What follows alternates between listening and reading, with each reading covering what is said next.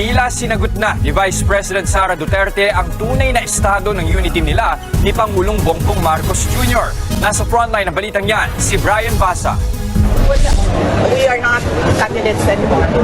Ito ang derechahang tugon ni Vice President Sara Duterte nang tanungin ng media kahapon kung buo pa rin ba ang unity nila ng nakatandem na si Pangulong Bongbong Marcos. Ayon kay VP Sara, binuulang ang unity para sa pagtakbo nila noong 2022 presidential elections. Sabay pasalamat sa lahat ng sumuporta sa kanila. Ang unity was the tandem during the 2022 elections and then tandem of Bongbong Sara during the 2022 elections and then ang elections nilaog namin.